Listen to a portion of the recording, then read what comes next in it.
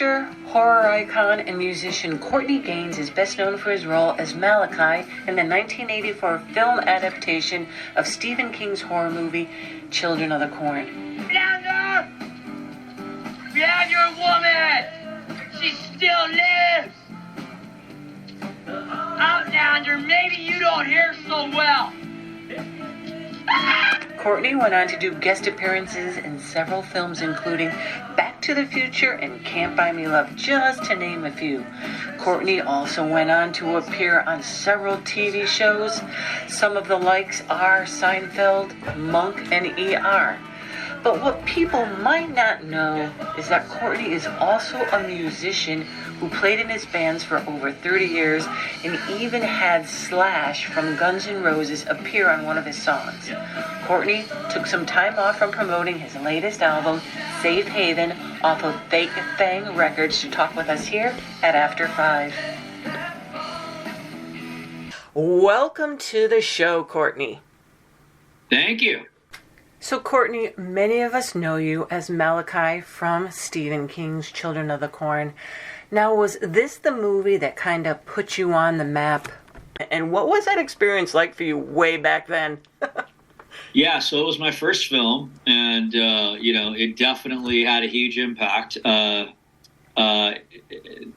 The experience of it coming out was far more overwhelming than shooting it. Shooting it was all about, in my mind, proving to myself that I belonged. That's what I was there to prove.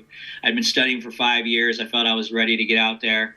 So I was all serious about the work I was doing. But what I wasn't mentally ready for is when it came out, all of a sudden all the eyeballs on me, and all of a sudden kids seeing me and running to their parents crying and things like that. I was not mentally prepared for it at all. And it taught me the power of cinema.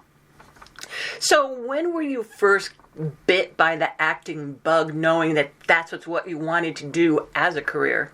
Yeah, super, super young. According to my father, when I was 6, somebody asked me what I wanted to do when I grew up, be a fireman or a policeman. And my dad said, I looked him in the eye and said, like indignantly almost, like, no, I'm going to be an actor. So somehow I already knew, I guess. But what I remember getting the bug was did a play in grammar school. We had this after school program where all the roughneck kids were, and this woman named Miss Gardner got us to do theater, and we did Snow White and the Seven Dwarfs, and I started out as a dwarf but then had to become the prince, which I didn't want to do because I didn't want to have to kiss a little girl, a girl at 10 years old. But when I did and the crowd applauded and it changed my life, I was hooked. I was hooked all in. And now you went on to appear in a variety of roles in some really big movies too, like movies like Back to the Future. But you not only acted in the movie Dorm Days, but you also were the executive producer. So what led to your decision to want to do some producing? Yeah, I started producing. That was the first, big credit in that regard. But I'd been doing it I'd started a small production company called Ice Entertainment back in, maybe 88, something like that. And we did music videos and things like rap videos and film shorts and things like that. It just seemed to me like a natural progression to explore what it'd be like to be on the other side of the camera and make things happen. So yeah, I've gone on to do a few things. It's all about raising the money. If you can raise the money, you can make a project. It really comes down to that. And Courtney, you also went on to do some guest spots in some really well-known TV shows like Seinfeld, ER, Charmed, and Jag, just to name a few. So what made you want to kind of take that step into doing some TV as well? Again, it was just sort of a natural progression. I went on this teen cinema run in the 80s, where my big thought process, especially after Corn being so big, was to not play the same character twice. And so I had success in several genres, which was good. I think that's really helped my longevity of my career. So when I made the transition into adulthood, that just seemed to be the work that opened up. I went on in the 90s, I sort of just went on a tear, doing lots of guest stars and some very, very interesting roles. Like I did an episode of Diagnosis Murder where I played a character who was paralyzed on his left side, pretending to have cerebral palsy on his right side. And he played the ball boy in this professional basketball team where he killed the guy who injured him. in their state basketball championship. So that was like, you're talking about, I had 24 hours to turn that around to audition, and I had maybe another 3 or 4 days before we had to film. To pull something like that off in that short order was a pretty tall task, but I thought it came out pretty great. So do you have a preference of what you like to do better, movies or TV? Oh, definitely film. And two reasons. One is that you get to usually go on location, which I like. You go into the circus comes to town, everybody focuses on making this thing happen, and then we all disperse and go our separate ways. Television, you're shooting usually an hour in a week. That's very, very fast. So there's not a lot of room for experimentation. Not like if you're on a big movie, you can come on a set and they'll let you play around a little bit and work on the blocking you might like to do and things, and then they'll move camera around to you. That's what the big boys do. But in TV, there's no time like that. You come on the set, they tell you exactly what you're going to do. You come through this door, you walk over here, you stand here, you say your line, you come over here, you sit down, and then you maybe get 2 takes if you're lucky. And they're moving on because that's a lot of material. 48, 50 minutes of material a week is a lot to crank out. So there's no time to like, let's play around with this. They're like, no, let's get this done. So I prefer film where you get to explore a little bit more. Now you also appeared in some video games. So how did that all come about? Yeah, I've been in 3 video games that were all pretty big time in their origins. One was Wing Commander 3, which was the first video game to actually have human beings in it. It was the first time they had enough RAM to actually have human beings in it. And that did very, very well and actually spawned a movie as well. And second one was L.A. Noire, which was the first time they ever had facial recognition in a video game, which was very difficult. They did the whole bubble suit thing, and then you had to come back like months later and sit in this room, and they had all these little cameras all around you and just filming your face, and you couldn't move, and you just did one line at a time. It was really arduous, but it came out fantastic. And then the last one I just did, GTA Los Santos Drug Wars, was done by the same company, Rockstar. Now they have the technology where they just have the camera on a helmet, like with it right in front of your face, and they get all the facial recognition while you're in the bubble suit. So the movement and the face is all happening at the same time. So it's really evolutionized over the last 10 years. To see that whole process, to be part of that whole process has been weird. How I got them, just either I got offers or I auditioned. And it just happened to be video games that were pretty impactful. So just kind of got lucky. Now, Courtney, you first hit the LA music scene in the 90s with your band The Gathering, which was part of the kind of coffee house unplugged scene. What kind of music were you listening to at that time, and what made you want to get out there and play live for people? So, listening-wise, in L.A. in the 1980s, the metal scene was happening on the Sunset Strip. That's what was popping. Wasn't really into it. I grew up listening to 60s and 70s rock, Doors, Pink Floyd, Zeppelin, maybe some Rush in the 80s, that kind of thing. So I wasn't really into that, but I'd been playing guitar since I was 13, and I started writing songs out of my acting class. I was in actually a girl that was in there, Shayna O'Neill, and I started writing songs when I was probably about 16. And it was just another chance to branch out. I'd been, doing the acting thing steady, started a production company. I was like, well, I also want to do a band. And I had all this material that we'd worked up, and I wanted to find out if I thought our songs were pretty good. And I was like, well, let's see if they are. The only way to really find out is to have an audience listen to them. So that's what we started doing, and we kind of caught fire, right? There was this off the Sunset Strip, there was this whole coffee house scene that was just starting to happen. And we ended up becoming one of the sort of the big bands within that scene. We ended up having a pretty good following, and we gigged steady for years until around 1990 or 92 I had a child, and then that's when I really focused back on acting, and that's when the whole TV guest star run happened. And then in 1999, when the kid got a little bit older, you put out a solo record featuring the song Journeyman, and the song was produced by Guns N' Roses drummer Matt Sorum and Slash on lead guitar. So what was it like working with those guys? And I did go back and listen to that song, and it was pretty cool. Still, to this day. And it's still getting traction. It just got put in another movie I did called My Redneck Neighbor, which I say, who do you think played the redneck neighbor? But that song's still getting traction to this day. So yeah, the album itself was a compilation of work I'd done with the band The Gathering. There's 4 tracks on there from that. And then some solo stuff I did and put it all together and put out a record. That's why it says from 88 to 99, because that was sort of the period of all these different things. And that was the first full-length CD I put out. So yeah, how the Matt Sorum thing happened was, so my girlfriend at the time and Matt Sorum's girlfriend were best friends.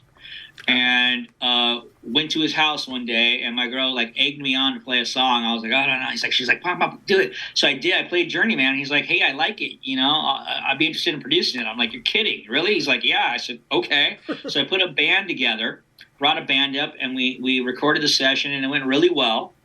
But it needed like a really good like blues rock lead over the top of it, which we didn't have.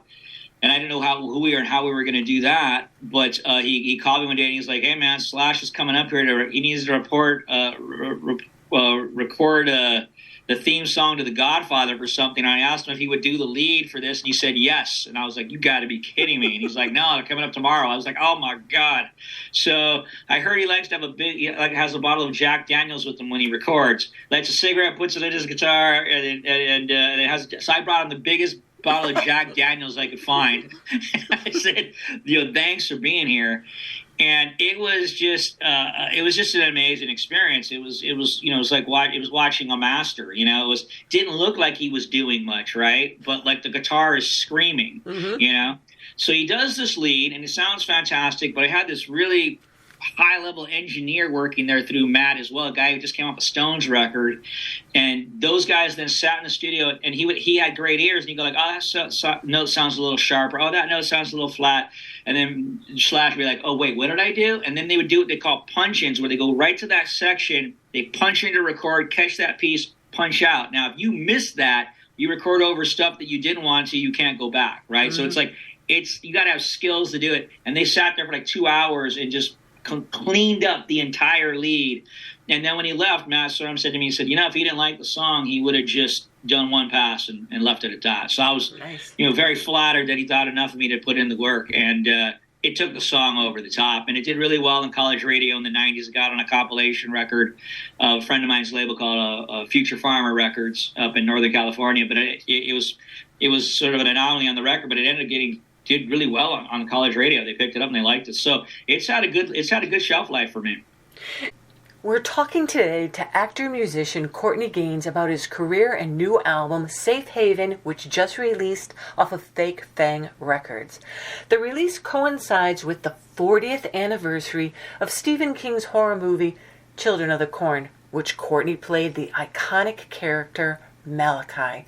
Here to tell us more about his career and his new album is Courtney Gains.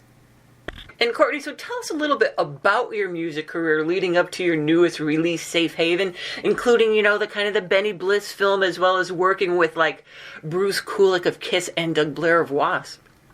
Yes, there's just all these things, just little bits and pieces along the way that have happened that now you put on a resume and look pretty cool when you put them all together.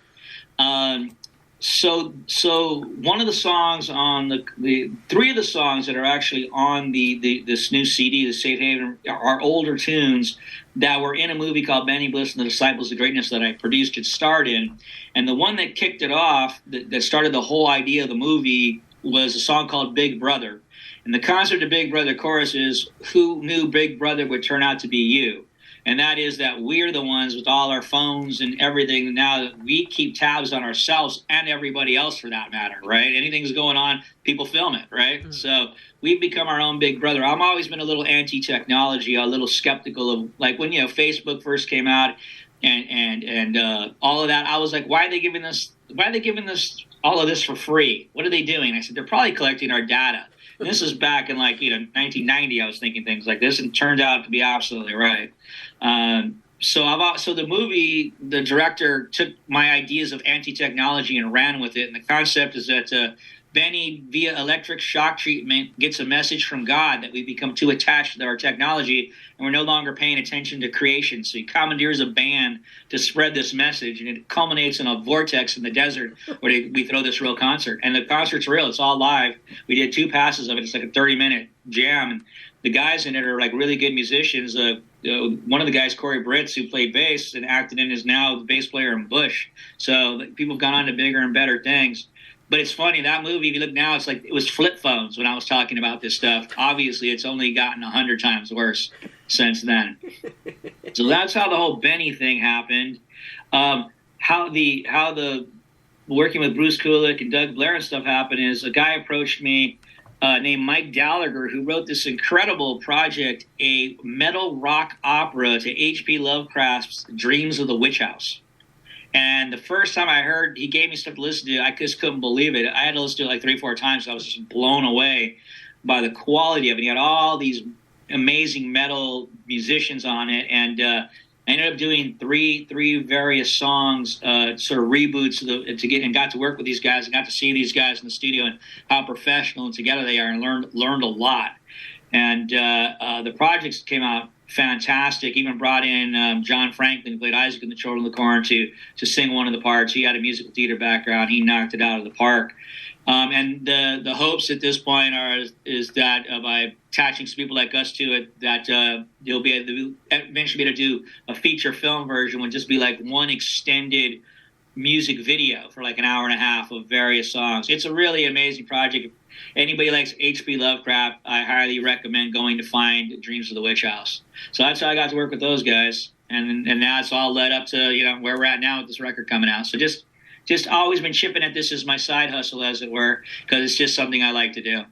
So Safe Haven, your latest album being released in October, like you said, features music from the Benny Bliss film, along with some new songs. And Courtney, you said, to me, this record is about calling bullshit on some things I think are really fucked up out there. So yeah, I was surprised that the Clawhammer PR took my quote exactly like that, but that's what I wrote, and that's what they put down. It's dead on, though. So yeah, it started with the Benny Bliss stuff, talking about anti-technology. There's a song called The Healer that's put from the point of view of a plastic surgeon, encouraging this woman to do, cut her open. Things I just find shallow and crazy. One of the new songs is Bills in Space, about the billionaire space race.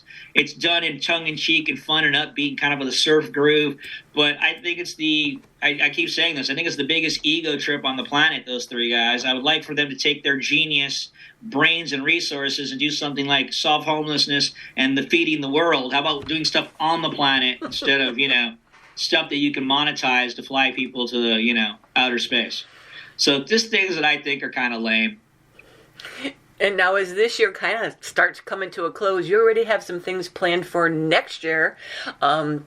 Your group, a rock trio with you on bass and lead guitar, plans to tour in support of the record, but the tour will coincide with a very special anniversary. So tell us what's going on there, Courtney. Yeah, so I have a band now. My last band was called Ripple Street, which you can find some stuff on as well. But now I have my own band called the Courtney Gains Group. You can find us on Facebook and see what we've been doing. So for the last 9 months, we live in Savannah, Georgia now. For the last 9 months, we've been a working band, weekend warrior band. We play almost every weekend, doing 3 sets a night, really getting our chops together to be able to hit the road. So yeah, what we're coinciding with is the 40th anniversary of Children of the Corn. So we're going to be doing a lot of conventions. So we're going to try to piggyback on that. But also there's a 35-millimeter print of Children of the Corn out there that some art houses are going to show, where we'll do a screening of the film, do a Q&A, band will play, VIP meet and greet. And that way I can, pay my bandmates to come out and jam. So it just sort of coincided. It wasn't like I thought about it, but now we're here. I thought the record would be out earlier than it is. But now that it's here, we're going to get it together with that. So you want to go to the Facebook page, Courtney Gains Group, to find out when and where we'll be touring. These dates are still to be determined, but it's all going to be happening. We're definitely going to be doing lots of gigs next year. So Courtney Gains has a new album called Safe Haven off of Fake Fang Records, releasing on the 2nd of October of this year. And most recently, he has voiced the role of LeBrat on GTA Los Santos Drug Wars, as you had mentioned. A 2-part online video game. He also stars as Twig, a banjo-playing militia member in the 2023 action horror The Wrath of Becky, which premiered at South by Southwest this year. And Courtney, thank you so much for being our guest today on After 5 and telling us about this extensive career of yours. Thank you very much. Take care.